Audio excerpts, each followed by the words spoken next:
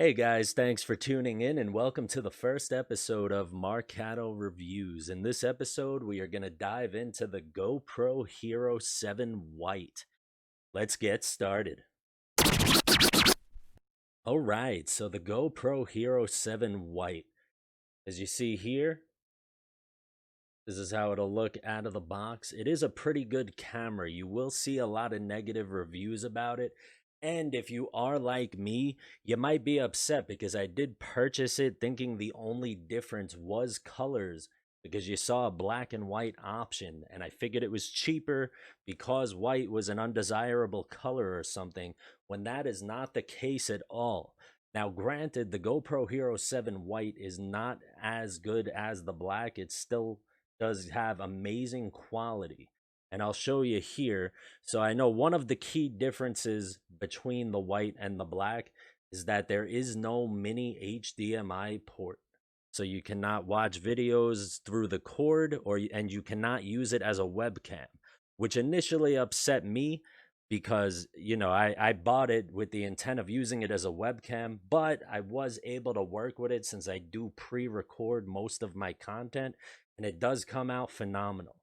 So first, I'm going to give a little breakdown on this, and then I will show you the video through the GoPro to show you the quality and my setup. And maybe if you want to save a couple of bucks, you can do what I do, and it works extremely well. So first off here, you are going to want to buy a micro SD card. These only come with 8 gigabytes internal memory. So right there, I have a 256 gig micro SD card, and it does the job well. And so if you look here, the other thing I would recommend, get one of these bad boys. It's a USB drive with a SD and a micro SD slot.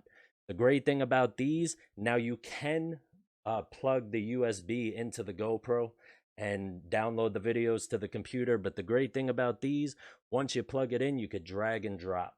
So you're going to see a clip soon of the products. And also, too, my other YouTube channel that I co-host with one of my good friends. It's our podcast.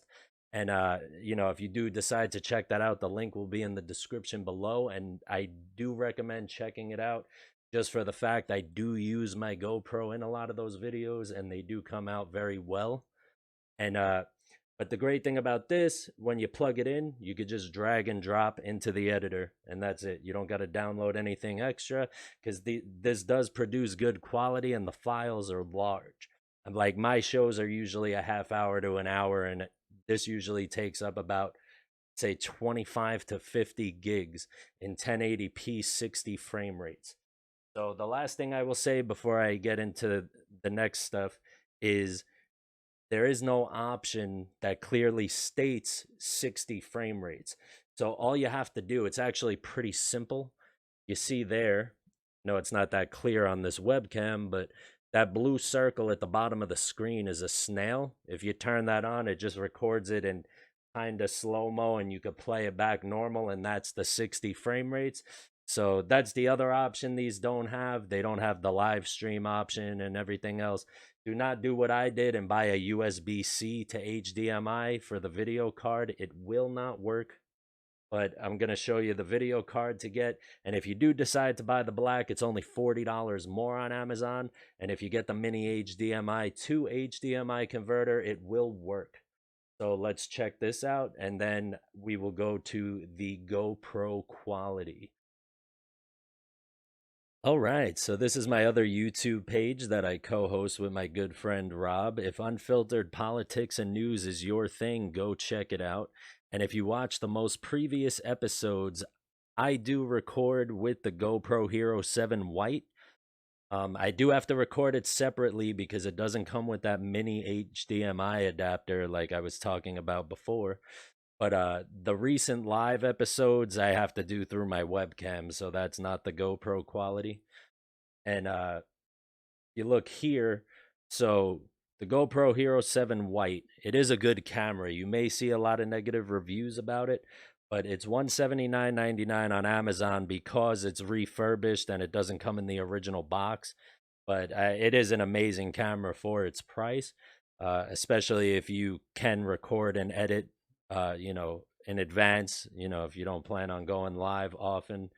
Um, it is $40 more. You can get the black, which I plan on getting eventually, and that you can use it as a webcam with a mini HDMI to HDMI cord and this HDMI video capture card, which is an amazing thing because it's only $20 and it has the capabilities of converters that have cost $100 plus previously.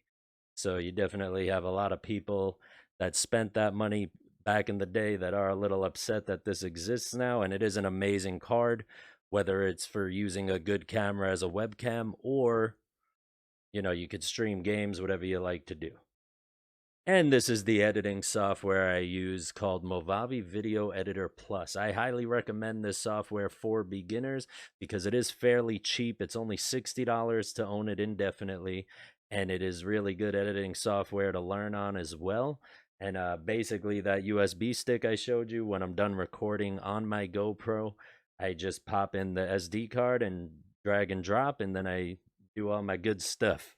So now let's go check out the GoPro Quality for the rest of the video.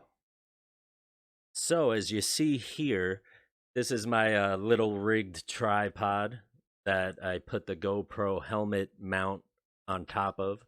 But this adhesive is extremely strong. It's very durable. And I went kind of cheap with the lights too. I know that probably distorts the video, but these are wall mounted LED workbench lights from Walmart that were about $9.48 each. So there is cheap options to get the good lighting, and lighting quality does matter heavily, especially for projecting yourself. So I would recommend getting something like these, and there is a cheap route. All right, so this is the GoPro Quality. This is how I record most of my shows that I record previously. So obviously, like I said, without that mini HDMI, will not work for live streams, but it is a great quality camera for the price, and it works amazing outside. Like all GoPros, it does not work good at all in low light, so you're only going to get good footage with good lighting and when you're outside during the day. But I would highly recommend it if you're on a budget and you do pre-record your content. And yeah, I mean, if you want to shell out the extra $40, you could get the black and just straight up use it as a webcam.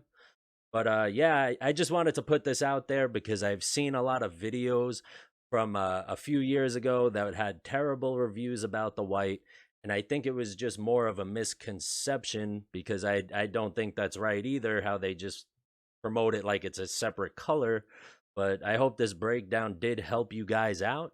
And yeah, definitely would recommend it. It does go up to 1440p 60 FPS, which I know when it first came out, it didn't. That was an update. But yeah, so this recording, I always use 1080p 60 FPS. It's perfect. And yeah, I mean, I see no reason to hate on the camera. It's definitely worth the money. The only thing I would say that my issue is with it, it does overheat, but it still gets the whole recording, so I can't really complain too much because I do have to turn off my air conditioner to avoid background noise on my microphone. But yeah, I hope this helped you guys out in your decision. And please remember to like, comment, and subscribe. Again, this is the first episode, and help me grow. Share away, and have a great day. I'll see you next time. Hey guys, thanks for watching. Please remember to like, comment, and subscribe, and share with all your friends. Thank you, and have a great day.